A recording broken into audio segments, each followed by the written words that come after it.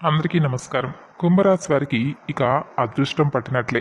ఎందుకంటే మీరు అడిగినవన్నీ ఇచ్చేటటువంటి దేవత మీ ఇంట్లోనే ఉందని చెప్పి మీరు తప్పకుండా తెలుసుకోవాలి. ఆమె ఎవరు? అసలు ఆమె మీ ఇంట్లోనే ఎందుకుంది? అసలు ఆమె కారణంగా మీకు జరుగుతున్నటువంటి కొన్ని ముఖ్యమైనటువంటి విషయాలేంటి? ఇవన్నీ కూడా ఈరోజు క్లియర్‌గా ఈ వీడియోలో తెలుసుకుందాం. మరి కుంభరాశి వారు ఇప్పుడే కొత్తగా మన ఛానల్ చూస్తున్నట్లయితే సబ్స్క్రైబ్ చేసుకొని వీడియోకి లైక్ చేసి సపోర్ట్ అయితే చేయండి. మీ జీవితంలో మీరు ఊహించినటువంటి మార్పు అనేది తప్పకుండా జరుగుతుంది. కాబట్టి తక్షణమే ఈ వీడియోను స్కిప్ చేయకుండా పూర్తిగా చూస్తే మీకేంటనేది అర్థమవుతుంది. ఎటువంటి పనున్నా కాసేపు మనసు పెట్టి విన్నందువల్ల నష్టం ఏమీ కూడా ఉండదండి. మీకు అసలు ఆ దేవత ఎవరు? ఆ దేవత మీ నుండి అసలు ఏం కోరుకుంటుందనేటటువంటి ప్రతి ఒక్క పాయింట్ టు పాయింట్ ఈరోజు ఈ వీడియోలో మీరు తెలుసుకోవచ్చు. కాబట్టి వీడియోను స్కిప్ చేయకుండా చూడండి. వీడియోకు లైక్ చేసి మీ యొక్క సపోర్ట్‌నయితే అందివ్వండి. అలాగే మీ ఇంటి దైవం, అలాగే మీకు నచ్చినటువంటి దైవం ఎవరనేది కామెంట్ బాక్స్‌లో తెలియజేయండి. మరి ఈ రోజున మీకు చాలా అంటే చాలా ముఖ్యమైనటువంటి రోజుగా చెప్పుకోవచ్చు. ఎందుకంటే ఇటువంటి గొప్ప సందేశాన్ని, మంచి విషయాలను విన్నప్పటికీ కూడా మనకు నష్టం అనేది ఏది కూడా ఉండదండి. ఎందుకంటే కొంతమందికి అంటే పాటిస్తే పాటిస్తారు. లేదంటే లేదు. అది వారి ఇష్టం. వారి పర్సనల్ విషయం. ఇక ఈ రాశి కృత్తికా నక్షత్రం 2, 3, 4 పాదాలు. రోహిణి నక్షత్రం 1, 2, 3, 4 పాదాలు. మృగశిర నక్షత్రం 1, 2 పాదాల్లో జన్మించిన వారు వృషభ రాశికి చెందుతారు. వృషభ రాశి అంటే ఎద్దు. ఈ రాశి వారికి అధిపతి శుక్రుడు. రాశి చక్రంలో వృషభ రాశి రెండవది. అయితే ఈ రాశి వారు ఏంటంటేనండి స్థిరత్వంగా ఉండడం, ఆనందంగా ఉండడం, వాత్సల్యం కలిగి ఉండడం, దృఢత్వం కలిగి ఉండడం, అచంచలమైనటువంటి విశ్వాసాన్ని కలిగి ఉండడం ఈ రాశి వారికి మూల సూత్రాలు. ఇక ఈ రాశి వారు మంచి ఆకర్షణీయమైనటువంటి రూపాన్ని కలిగి ఉంటారు. చూడడానికి చాలా అంటే చాలా అందంగా ఉండడమే కాకుండా వీరి మనసు కూడా చాలా అందంగా ఉంటుంది. ఇతరులు చూడగానే వీరి కష్టాలను ఏంటంటే వీరితో పంచుకుంటారు. అలాగే మిత్రతత్వాన్ని వీరు ఎక్కువగా కోరుకుంటారు. ప్రతి విషయాన్ని చాకచక్యంగా ఆలోచించి తెలివిగా నిర్ణయాలు తీసుకుంటారు. ఇక ఈ రాశి వారు చాలా ప్రశాంతంగా సౌమ్యమైనటువంటి స్వభావాన్ని కలిగి ఉంటారు. అలాగే ఈ రాశి వ్యక్తులకు తమ శక్తి సామర్థ్యాలేంటనేది బాగా తెలుసు. అలాగే వీరు తాము చేయాలనుకున్నటువంటి పని విషయంలో కృత నిశ్చయంతో ఉంటారు. కఠినమైనటువంటి నిర్ణయాలను తీసుకోవడానికి ఏ మాత్రం కూడా వెనకాడరు. ఇక ఈ రాశి వారు క్రమశిక్షణను ఎక్కువగా ఇష్టపడతారు. ఏ విషయంలో కూడా నిర్లక్ష్యంగా అస్సలు ఉండరు. అలాగే వీరు ప్రతి పనిని కూడా హృదయపూర్వకంగా చేస్తారు. ఎవరికైనా సహాయం చేయాల్సి వస్తే కనుక ముందే ఉంటారు. అలాగే దయ, దానగుణం, క్షమాగుణం కలిగి ఉంటారు. ఎవరినైనా కానీ వీరిని విశ్వసిస్తే మంచి ఫలితాలనేవి పొందవచ్చండి. అంటే వీరి మీద ఏర్పడేటటువంటి నమ్మకాన్ని వీరు ఎక్కడా కూడా వమ్ము చేసుకోరనమాట. తమకు నచ్చిన వారు అపరాధం చేసినప్పటికీ కూడా క్షమించేటటువంటి గుణంతో ఉంటారు. ఇక వీరి యొక్క అభిప్రాయాన్ని మార్చేందుకు ఎవ్వరికీ కూడా సాధ్యం కాదు. అలాగే వీరి మాట తీరు చాలా మృదువుగా మంచి స్వభావాన్ని కలిగి ఉంటుంది. ఇతరులతో కలిసి తమ పనిని పూర్తి చేసుకోగలిగినటువంటి సామర్థ్యాన్ని కలిగి ఉంటారు. ఇక వీరికి మంచి కార్యాచరణ శక్తి ఉంటుంది. అనుకున్నది సాధించేంత వరకు నిద్రపోరు. సాధించడానికైతే ఎంత కష్టమైనా పడేటటువంటి మనస్తత్వం వీరికి బాగా ఇష్టమనమాట. అంటే ఊరికే ఏదొచ్చినా కూడా పెద్దగా ఇష్టపడరు. బాగా కష్టపడి, ఆ కష్టపడితే వచ్చేటటువంటి ఆ యొక్క ఫలితాన్ని ఆస్వాదిస్తారు. గొప్ప మనస్తత్వం. కాబట్టి ఇక ఈ రాశిలో పుట్టిన వారికి సహనం కూడా చాలా ఎక్కువ. చెప్పాలంటే 12 రాసుల్లో కల్లా కూడా సహనం ఎక్కువగా కలిగినటువంటి రాశి ఏదైనా ఉందంటే అది ఈ రాశి వారే. ఈ ఒక్క గుణం కలిగినటువంటి వీరు చాలా ప్రత్యేకంగా అందరికీ నచ్చే విధంగా కనిపిస్తూ ఉంటారు. అలాగే ఎలాంటి చికాకునైనా ధైర్యంగా ఎదుర్కొంటారు. అందరికీ నచ్చేస్తారు. అలాగే ఈ రాశి వారు ఎవరైతే ఉన్నారో వీరు కష్టాల్లో వదిలేసి పారిపోయేటటువంటి రకం కానే కాదండి. అయినా వాళ్ళకైనా స్నేహితులకైనా అంటే అయిన వాళ్ళకైనా, స్నేహితులకైనా ఏమాత్రం కొంచెం పరిచయం ఉన్నటువంటి వ్యక్తులకైనా ఎవరైనా కష్టంలో ఉన్నారంటే వెన్నుదన్నుగా ఉంటారు. అలాగే ఒక్కసారి ఎప్పుడైనా వీరికి చిన్న సహాయం చేస్తే వారిని జీవితకాలం గుర్తుపెట్టుకుంటారు. మోసం చేయడం గురించి ఎప్పుడూ కూడా ఆలోచించరు. అలాగే వీరు మోసపోరు కూడాను. వీరిని మోసం చేయడం అనేది అసలు ఎవ్వరి వల్ల కూడా కాదు. వీరు ఒకవేళ కింద పడ్డారంటే వీరిని ఆసరాగా చెయ్యిచ్చి పైకి లేపేవాడు ఒకడున్నాడు. ఆయనే పరమేశ్వరుడు. స్నేహంగా ఉండేవారికి, వీరిని గౌరవించే వారి పట్ల ఎంతో విధేయతగా ఉంటారు. ఎదుటివారు ఇస్తున్నటువంటి మర్యాదను కాపాడుకోవడానికి జాగ్రత్త పడుతూ ఉంటారు. చాలా ప్రశాంతంగా సౌమ్య స్వభావాన్ని కలిగి ఉంటారు. ఇక వీరు గొడవలకు కూడా కాలు దువ్వేటటువంటి రకాలు కానే కాదు. అలాగే అదృష్టపు రంగు తెలుపు, అదృష్టపు సంఖ్య 6, అదృష్టపు వారం శుక్రవారం. ఈ రాశి వారికి మధ్య వయస్సు నుండి జీవితం చాలా అద్భుతంగా ఉంటుంది. అంటే వీరు అనుకున్నటువంటి జీవితాన్ని వీరు చూస్తారనమాట. అత్యున్నత స్థాయికి చేరి మంచి పదవులు పొందేటటువంటి అవకాశాలు కూడా బోలెడుంటాయి ఈ రాశి వారికి. అలాగే ఎన్ని కష్టాలు ఎదురైనా కానీ ఎదుర్కొనేటటువంటి శక్తి సామర్థ్యాలుంటాయి. మంచిదనం, ధన సంపాదన, స్వగృహం నిర్మించుకోవడం జరుగుతుంది. ఇక వీరి ఇంట్లో ఎప్పటి నుండో ఏంటంటే ఒక దేవత అనుగ్రహం అనేది ఉంది. కానీ వీరు ఆ దేవతను గుర్తించలేకపోతున్నారు. మీరు ఒకవేళ గమనించుకుంటేనండి, గత కొన్ని సంవత్సరాల నుండి మీ ఇంట్లోనే మీతో పాటే కొన్ని జరిగినటువంటి కొన్ని విషయాలు ఒక్కసారి జ్ఞాపకం చేసుకోండి. అంటే కొన్ని ప్రమాదాలుంటాయి. లేదంటే ఏదైనా సమస్యలయి ఉండవచ్చు. వాటి నుండి మీరు త్రుటిలో తప్పించుకొనుంటారు. దానికి కారణం ఎవరో కాదు. కేవలం ఒక దేవత యొక్క అనుగ్రహం మీకు ఆ కరుణ ఎక్కువగా లభిస్తూ వస్తుంది. ఎందుకంటే ఆ దేవత ఎప్పుడూ కూడా మిమ్మల్ని కాపాడుతూ వస్తుంది. కొన్ని పనులేంటంటే మిమ్మల్ని కంప్లీట్‌గా ఇబ్బందులకు గురి చేసే సమయంలో కూడా మీరు త్రుటిలో తప్పించుకుంటూ ఉంటున్నారు. ప్రమాదాల నుండి కూడా మీరు చిన్న చిన్న దెబ్బలతో బయటపడుతూ ఉంటారు. ఇవన్నీ ఏంటంటే ఒక దేవత మనల్ని ఎల్లప్పుడూ కూడా సంరక్షిస్తూ వస్తుంది అని చెప్పి మనం అర్థం చేసుకోవాలి. అలాగే అసలు ఆ దేవత మన నుండి ఏం కోరుకుంటుంది? అలాగే మీరసలు ఆ దేవతని ఎలా గుర్తించాలి? ఇవన్నీ కూడా ఈరోజు మనం ఈ వీడియోలో పాయింట్ టు పాయింట్ తెలుసుకుందాం. ఎప్పుడూ కూడా ప్రతి ఒక్క మనిషికి ఒక కులదైవం అనేది ఉంటుంది. కానీ ఈ రోజుల్లో ఎవరికీ కూడా ఆ కులదైవం గురించి కానీ, కులదైవానికి సంబంధించినటువంటి పూజల గురించి కానీ పెద్దగా అవగాహన ఉండడం లేదు. ఏమాత్రం కూడా అర్థం కావడం లేదు. ఎప్పుడైతే మన ఇంట్లో పెద్దవాళ్ళు మనకు చాలా జాగ్రత్తలు చెబుతూ, మన పురాతన కాలం నుండి వస్తున్నటువంటి ఆచారాల గురించి ఈ రోజుల్లో నేటి తరంకి ప్రతి ఒక్కరూ కూడా తెలియజేయాలండి.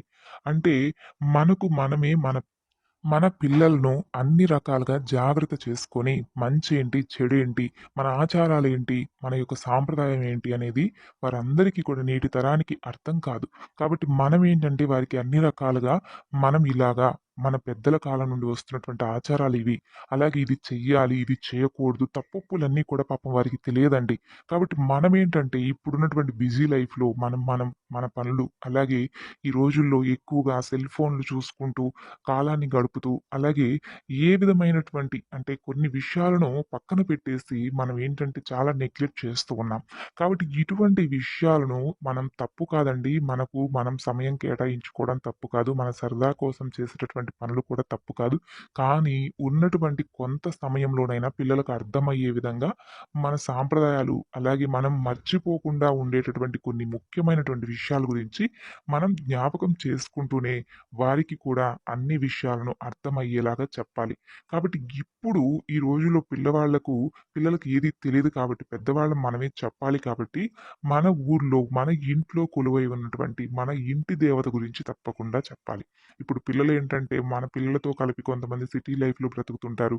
అలాగే ఎక్కడ ఇటువంటి విషయాల గురించి పట్టించుకోకుండా మర్చిపోయి ఉన్నవారుంటారు. మీరివన్నీ ఎప్పుడూ కూడా గుర్తు చేసుకోవాలండి. మంచిగా ఆరాధించుకోవాలి. ఇప్పటి వరకైతే ఈ రాశివారు ఆర్థికంగా చాలా రకాలుగా నష్టపోయినటువంటి దాఖలాలున్నాయి.